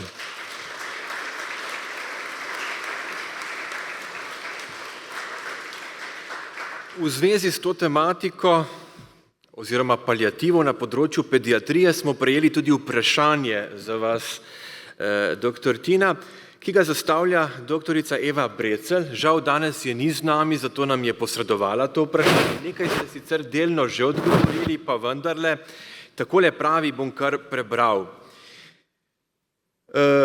Pravi, da je dr. Tina Bregant predavala na usposabljanju iz pediatrične paliative. V letošnjem letu se je v Sloveniji začelo sistematično izobraževanje iz paliative za otroke in mladostnike, namenjeno zdravstvenim delavcem, psihologom in socialnim delavcem z namenom, da bi vzpostavili sistem paliative na vseh 3 ravneh zdravstvene službe. Celotno izobraževanje je bilo odlično pripravljeno, pravi dr. Brecljeva, osebno pa se je najbolj dotaknilo Tinino pričevanje prav o tem, kar ste že povedala, torej, če sem prav razumel, o mladostnici, ki vam je zaupala svojo težavo. Sprašuje pa vas tudi, kakšne izkušnje imate v pogovorih s temi mladimi, ki so v podobnih situacijah. Kako se obračajo na vas oziroma kaj jim ob tem poveste? Ja, veste, jaz imam tudi cel kup pacientov, ki imajo tudi take bolezni, da potrebujejo dihalno podporo, da rabijo tudi prehrano direktno v želodček. Ena od njih ima ime kot življenje, Vita, in ona v bistvu tudi, kadar dobi pljučnico, ko jo pridem pogledat, je ona na računalniku, tole poslušam, je ravno matematika, tam kako se riše z šestilom in jo moram poslušati tako, da je ona hkrati na urah matematike, jaz pa poslušam tista pljuča. Ona zelo rada živi. In kdo sem jaz, da lahko presojam, a ona trpi, a je ona breme v družbi? Ona rada živi in ni edina. Z takimi predlogi Mi nehote ustvarjamo pritisk na nje, kako se oni počutijo. Kako bi se vi počutili? Pred 5 leti bi še hodili v kol, tekali, hodili v običajno šolo in potem bi kar naenkrat vaša bolezen tako napredovala, da bi bili lahko samo na vozičku. A bi se nehalo vaše veselje do življenja? Kako bi presojali? Kako bi se počutili ljudje okoli vas? Treba je tudi vprašati te ljudi, te mladostnike, kaj oni o tem mislijo. Njih ta predlog o evtanaziji zelo skrbi. Oni se zavedajo, kako draga so njihova zdravila, oni se zavedajo, kako draga je njihova oskrba, oni vejo, da se cela družina njim prilagaja, da živijo drugače, ampak to ne pomeni, da oni živijo toliko slabše kot mi. To ne pomeni, da oni ne marajo življenja. To ne pomeni, da oni ne poslušajo glasbe, da ne poslušajo opere. To ne pomeni, da oni nimajo plesnih predstav. Ne vem, če ste kdaj videli plesna predstava, Rdeči čeveljčki, na vozičku plešajo.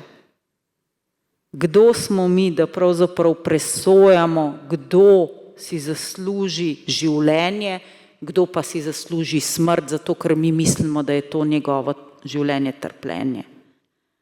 In tukaj je treba dati tudi glas tem, ki so tiši, ki so umaknjeni, ki so dejansko, to so skupine, ki niso v parlamentu, ki nimajo svojega glasu in jim moramo tudi mi dati ta glas.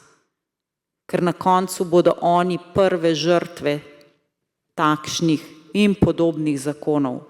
In žal smo to v zgodovini že videli.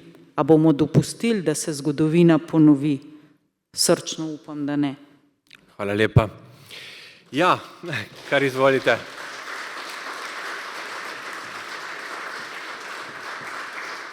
Nekoliko daljši smo bili kot ponavadi, ampak mislim, da se je izplačalo ob tako dobrih sogovornikih. Zdajle boste besedo dobili tudi vi, tako da če imate kakšno vprašanje, kar izvolite, pa bi res prosili, da ste pri vprašanjih zelo eksplicitni, kajti želimo, da vas čim več pride na vrsto. Doktor Tina, jaz bi vas vprašala, če morda vi posedujete te podatke. Jaz nedavno nazaj sem brala, ne vem, je bil zdravnik ali kdo je pisal, o prispevkih za zdravstveno zavarovanje, ki jih plačujemo mi iz prispevkov, na prebivalca. Baje so v Švici enak nominalni znesek v evrih, kakor v Sloveniji. Tako je tam pisalo, na prebivalca.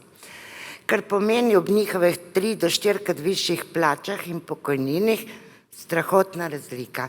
Ne vem, če to drži, ampak glede na to, da je Lahovnik včeraj pisal danes, da imamo mi stroške komunale in energetike enake kot v Švici. Enake. To je eno. Drugo, doktor Konrad, omenili ste direktorja URI Soča. Jaz sem poslušala ga v temi dneva.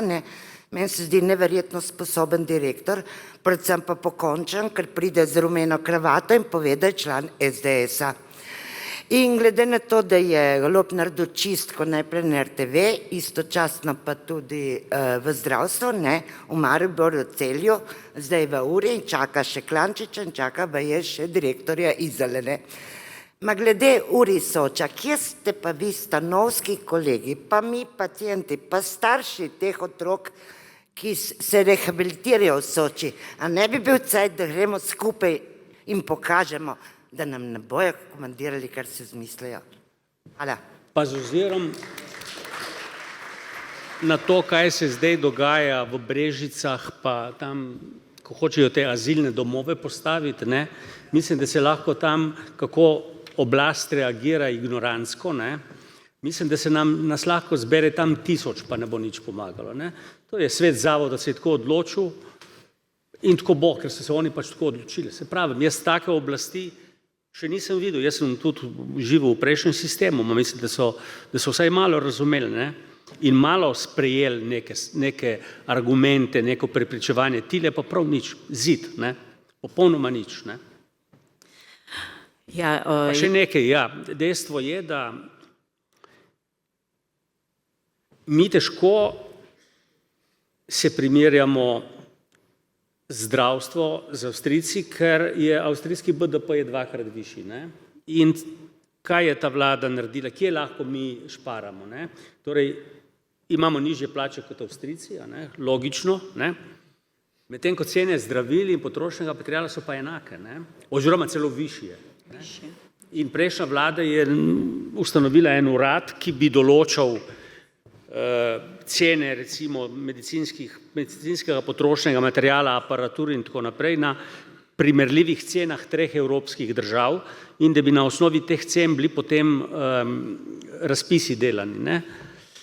To je bil prvi korak k temu, da se pač nekaj denarja, ki gre trgovcem, a ne, privarčuje. Ta vlada je tisti urad, prva stvar, ki je bil, je tisti urad ukinila. Ne?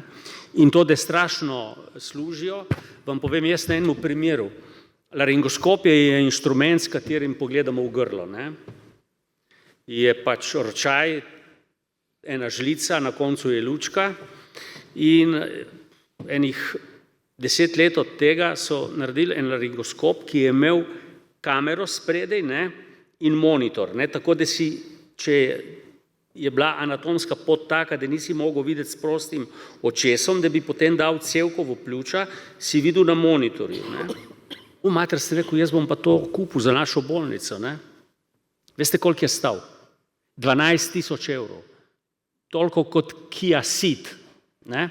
Vreden je bil pa, če pomislimo tako v materialnem smislu, 1200 evrov. Ne.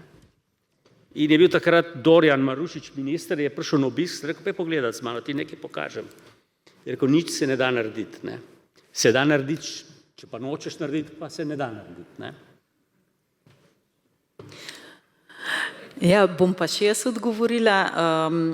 Ja, približno 9% BDP-ja, to se pravi bruto državnega proizvoda, dajemo mi za zdravstvo. A ne? Prej sem rekla 6,5% približno dajemo mi, majčken manj, 6,5% daje naš delodajalec od naše plače, od naše bruto plače, a ne, skupaj je to približno majčken več kot 9% BDP-ja.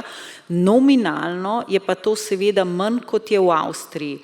Tisti poračun za Švico, jaz mislim, da je to zračunal morda za povprečno slovensko plačo. Ker res je, da v Sloveniji smo ena redkih držav, kjer tisti, ki zaslužijo povprečno ali nadpovprečno, dajemo precej več za zdravstvo, kot v katerikoli drugi državi. To je res. Je pa res, da je pri nas veliko ljudi, ki imajo pa recimo zelo nizke plače, recimo te minimalne ali pa celo pod minimalno, a ne, ki pa dobijo enako storitev oziroma pač dobijo storitev enako kot mi, ki plačujemo več. A ne. To je, zdaj, javno zdravstvo je prav, da je tudi solidarno, a ne, ampak ta nivo nesolidarnosti, kjer ljudje, ki zaslužijo več, pa pri nas plačujemo večkrat. Plačujemo za tem zelo visokim prispevkom, višjim kot v Švici, hkrati pa plačamo še enkrat. Zaradi tega, ker zelo veliko ljudi, verjetno tudi kdo danes v dvorani, a ne, ko ste se soočali z čakalnimi vrstami, pa vas je recimo bolelo koleno ali pa ste imeli, ne vem, katarakto, pa ste potem rekli, ne morem čakati 3 leta, da bom praktično oslepel, bom rajš zbral tistih 5.000 evrov in se bom šel operirati. Ne glede na to, da ste 40 let plačevali zelo veliko v zdravstveno blagajno. In to je tisto plačilo iz žepa, na katerega nas pa Evropska unija oziroma OECD že ves čas opozarja, a ne, da mi dajemo zelo velik delež ven iz žepa. In to je tisto, ko na prvi pogled izgledamo zelo solidarna družba, v resnici pa nismo. Mi smo družba, ki zelo rada tepe vlečne konje. A ne? To je pri nas problem. In tukaj v zdravstvu Poleg teh 9%, pri čemer je nominalna vrednost nižja kot v Avstriji ali pa v Nemčiji, pri nižjem številu zdravnikov, mi imamo recimo, koliko imamo mi zdravnikov, mi imamo 3,3 zdravnike na 1000 prebivalcev, v Avstriji jih je 5,3, a veste, koliko je to več? To je praktično še enkrat več zdravnikov, za storitve, ki jih moramo mi tudi narediti. Po podatkih OECD-ja, to poročilo, ki se mu reče Health at a Glance, ki ga v bistvu OECD vsako leto izdaja, je zadnje poročilo, v katerem je jasno napisano, da v Sloveniji za manj sredstvi in za manj zdravniki dajemo boljše storitve ljudem kot drugje. Ampak seveda, koliko časa bo to vzdrževalo? To je šlo do sedaj na račun dela zdravnikov, na račun teh nečloveških nadur, na račun tega, da ima Konrad 7 let delovne dobe iz dežurstev nikjer priznanih, iz tega, da dejansko tudi te zdravniške plače niso osnovne, niso visoke, enostavno to ne gre več, ta model ni več vzdržen. Kje bi se dalo prihraniti? Mi smo, k sreči, to je dobro, da smo ena najstarejših družb na svetu, mi smo med najstarejšimi, če pogledate, ne samo Japonci, tudi Slovenci, naša življenjska doba se je zelo podaljšala, živimo dolgo časa, imamo pa eno smolo, da smo pa med tistimi, ki pa zelo kratek čas smo zdravi, tudi kot starostniki zelo veliko časa preživimo kot kronični bolniki. To se pravi, mi bi morali delati na bolj zdravem okolju. Vi imate tukaj v bližini Anhovo, v Ljubljani se hoče postaviti sežigalnica, imamo kanal C0, ki gre čez zajetje pitne vode. Tega ne delajo nikjer, veste, mi uničujemo naše pregovorno čisto okolje in to ima posledice za zdravje ljudi.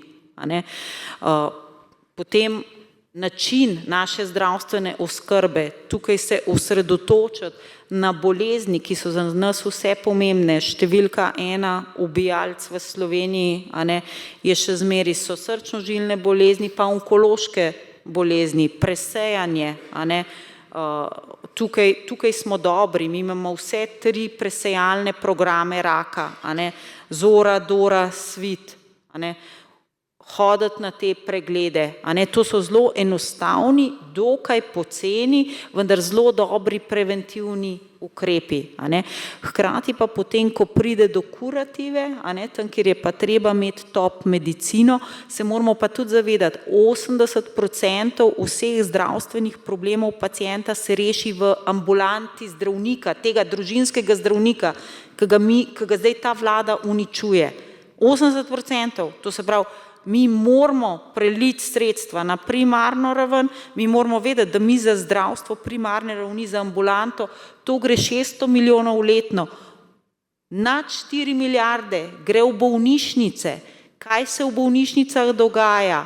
V bolnišnicah imamo mi te silno drage naprave. Tisto napravo, ki ste slišali, CAR-T terapija, super moderna terapija, ampak mi imamo v Sloveniji 3 naprave. Ena je komaj izkoriščena, 2 pa stojita zapakirani. Zakaj? Ker se splača kupiti drago mašino in potem živeti od amortizacije in čez 2 leti boste ti napravi zastareli. Ampak direktorjem se splača to kupovati. Zakaj? Zato, ker v nadzornih svetih sedijo dobavitelji teh dragih mašin. Zdravila v Sloveniji, pejte kupiti Lekadol v London, ali pa v Ljubljani, pa boste videli nenormalno visoka cena aspirina v Ljubljani v primerjavi z Londonom. Kako to? To se pravi, tukaj so še rezerve. Rezerve so na nivoju dobaviteljev, na nivoju opreme, ni pa rezerv na nivoju kadrov, na nivoju zdravnikov in sester. In tukaj je enostavno treba se vprašati, kaj je v resnici tisto, kar je vredno. In glavna vrednost tukaj pri nas so ljudje. So dobro izobraženi strokovnjaki in če njih ne bomo imeli, nam ne bodo pomagale te zapakirane drage mašine, ki stojijo nekje v kotu, pa je nekdo pobral provizijo. 10% provizija pri 500 milijonskem aparatu je kar dobra provizija. Lahko od tega živiš. In to je naš problem in tukaj se izgublja ogromno denarja. Potem je pa seveda še organizacija dela, to pa tudi sigurno, organizirati delo, način, kako se dela, s tem, da tudi od pacientov potem pričakujemo en partnerski odnos, da ko se dobi termin pregleda, da pridete točno v ambulanto, da se lahko tisto izvede, ne da termini odpadajo, da si želite zdravilo, pa ga potem ne dvignete, čeprav ga imate napisanega na kartici, ali pa potrebujete napotnico, pa je potem ne vnovčite. To se pravi, tukaj je pa tudi še nekaj prostora. Ni ga pa tako veliko, kot ga je na nivoju ravno te sistemske korupcije. Da ne govorim o gradnji novih stavb, kjer mi, to se pa moramo zavedati, mi nimamo niti ene sobe za podtlakom. To se pravi, modernih sob za zdravljenje, tudi recimo teh nalezljivih bolezni, nimamo bolnic, ki bi bile zgrajene za sodobnimi standardi, kar pomeni, da imamo še vedno preozke hodnike, da imamo prastara dvigala, v katerih Bog ne daj, da noter ostaneš skupaj z pacientom, ker lahko, da bo tako, nobenih klim, oziroma je tako, da pravzaprav, če imaš imunsko kompromitiranega, pa se potem pogleda, pa je tista klima taka prastara, noter vse tiste plesni, da se odpira okna, tam, kjer se v bistvu ne bi smela odpirati. Skratka, veliko takih sistemskih težav in zato je tudi zavajanje, če oni rečejo, da so problem zdravniki.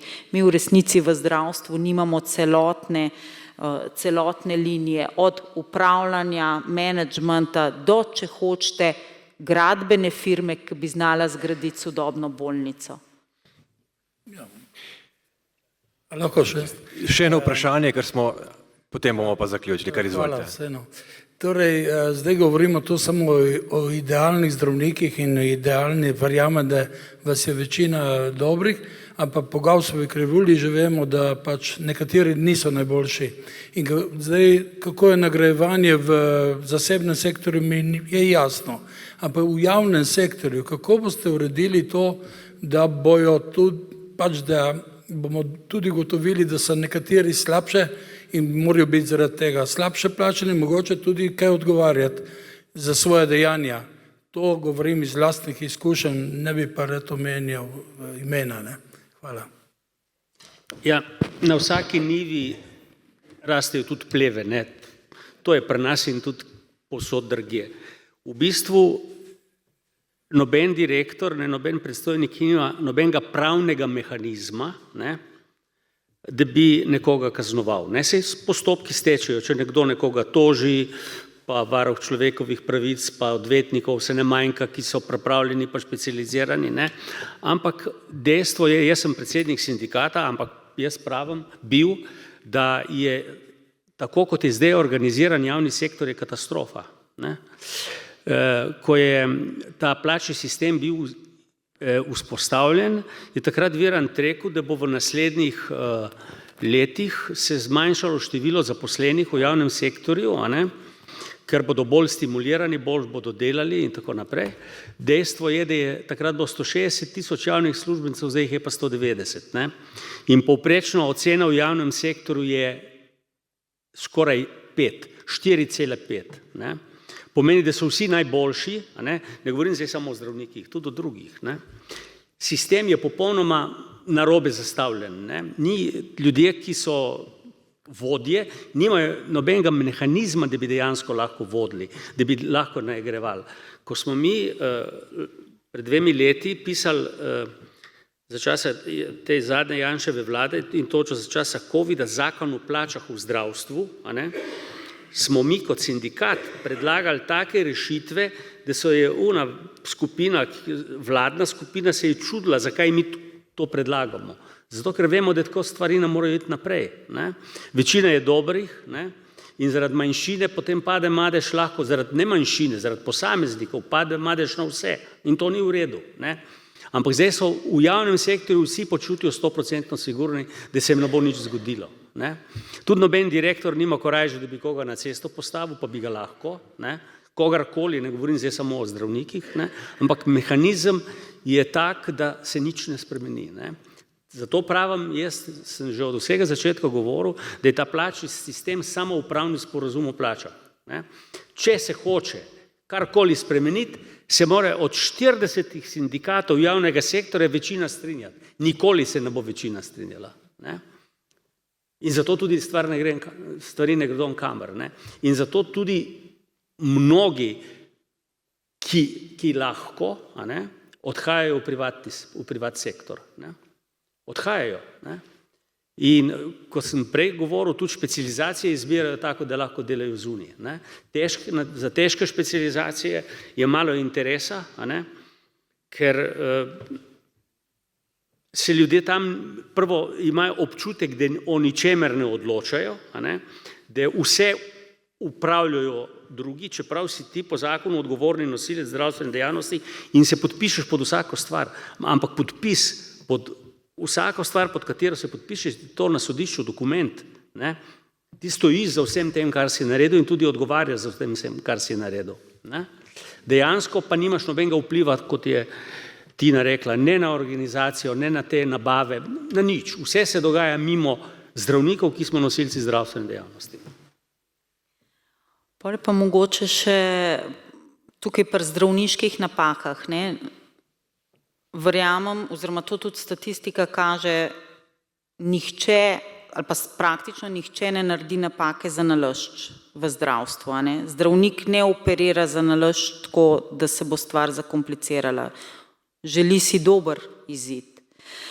In ko so to ugotovili v Veliki Britaniji, na Danskem, so upeljali inštitut nekrivdne odgovornosti. Kar pomeni, da ko pride do zapleta, vam se rana zagnoji, vi utrpite dodatne komplikacije, vas boli, vi ste se šli operirati zato, da bi gležen funkcioniral, ne zato, da potem čez pol leta je potrebna reoperacija. Ne? Vi lahko rečete, ja, kirurg je zafrknil, ne? Ampak v resnici zelo redko kdaj je to posledica tega, da je zdravnik skoraj nikoli, ni to zaradi tega, da je on to naredil za nalašč. Včasih je kaj spregledal, pa tudi ne za nalašč. Včasih je bilo kaj narejeno malo bolj malomarno, ampak je pa zelo prav, da bi pacient dobil odškodnino. In zato imajo v tujini to nekrivdno odgovornost. Jaz sem delala v Angliji, v Londonu, kjer je v takem primeru.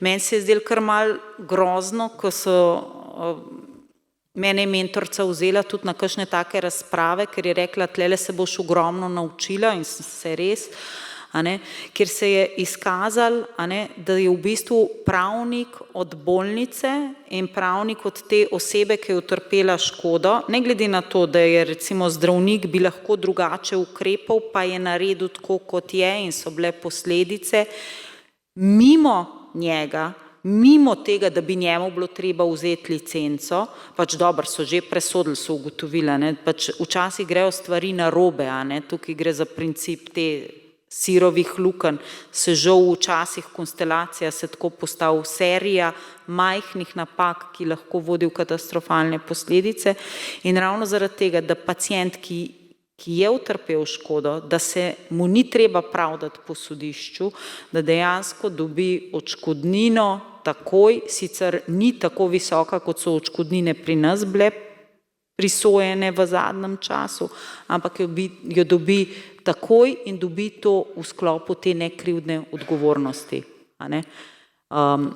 Ker zelo malo napak je takih, da bi lahko rekel, tale zdravnik je pa za nalašč to zafrknil. In je pa res, moraš imeti pa vzpostavljen sistem nadzora kakovosti in varnosti in tudi te nekrivdne odgovornosti. In to skupaj potem deluje Če pa ti nimaš sistema nekrivdne odgovornosti, kaj se pa zgodi? Pol je pa to tako kot pri malih otrocih. Če mali otrok ve, da bo tepen, pa bo tamle razbil vazo, kaj se bo zgodilo, a vam bo povedal, ali bo rajš tiste črepinje skril pod tepih, potem boste pa čez en teden vi stopili na tepih pa se porezali. Začel bo skrivati. Če boste imeli pa vi večjo transparentnost z nadzorom kakovosti in varnosti in tudi nekrivdne odgovornosti, potem se bomo pa mi lahko začeli pogovarjati o tem, ker namen je izboljšati sistem, da do enake napake ne bo ponovno prišlo. A ne? To je namen. In hkrati, da tisti, ki je utrpel škodo, da dobi odškodnino. A ne?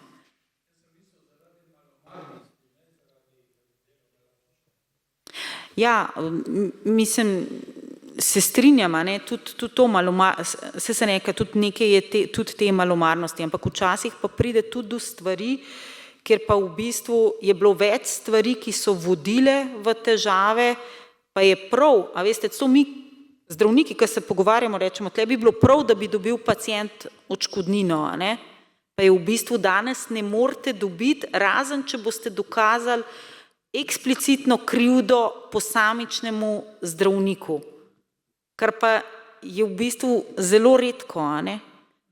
Ampak vam bi pa pomagali, če bi dobili odškodnino. A veste, to je odškodninski sistem, zavarovalniški sistem, to je pa vse povezan. Pa smo spet nazaj pri zavarovalnici, ki je v Sloveniji zavarovalniški fond, ki sploh ne deluje po principih zavarovalnice. In pol imamo to, kar imamo. Jaz sem se pogovarjal z enim odvetnikom, zelo galanten, tudi zelo premožen gospod, ki je specializiran za zdravniške napake, ne, v Ljubljani. Ne. On ima v malem prstu vse, ne, ampak je rekel, zelo težko je malomarnost dokazati. Zelo težko. Ne. Eno izvedensko mnenje, drugo, tudi ljudje napišejo več izvedenska mnenja v korist zdravnika, ker tudi izvedensko mnenje je lahko pod strokovno presojo. Ne? In potem tisti izvedenec, ki napiše neko mnenje, ki ga ne bi smel napisati, lahko izgubi licenco in je hudo kaznovan. Ne? Tako da jaz mislim, da je možnost, da človek pride do zadoščenja pri nas zelo veliko. Ne? Kar je pa zelo narobe je, da ko pride do nekega problema, se o zdravniku, ki mu ni dokazana krivda, govori s premimkom in imenom, preden so sploh neki postopki stekli, ne? In se mu prelepi madež krivde, a ne? In jih jaz kar nekaj poznam, a ne? Ki je potem čas pokazal in vse, da niso bili nič krivi, ampak so hudo utrpeli zaradi tega. Ne? Študirate, specializirate, delate v najboljši veri, vsakmu se lahko zgodi, da kaj spregleda, zlasti v urgenci. Ne? Vam pripeljejo hudo bolnega ali pa hudo poškodovanega ob polnoči, ne? Vi se morate odločati hitro in brez napak. Ne? In tu mimogrede je stvar slabe ocene lahko. Ne? Si prepričan, da je nekaj drugega, ker ti nimaš časa 2 dni ali pa ne vem, 5 kolegov, da jih konzultiraš, kako ta stvar teče. Ne? Nihče ne govori, da ne prihaja do slabih ocen, ne? Ampak malomarnosti ali neznanja, jaz mislim, da je zelo malo. Ne?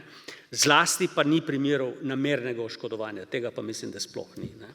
In ko se govori o napakah, je to zelo na široko uporabljen primer. Zadnjič so prav na Planetu, ne vem v zvezi s čem, pa v glavnem gledam samo Planet, ne?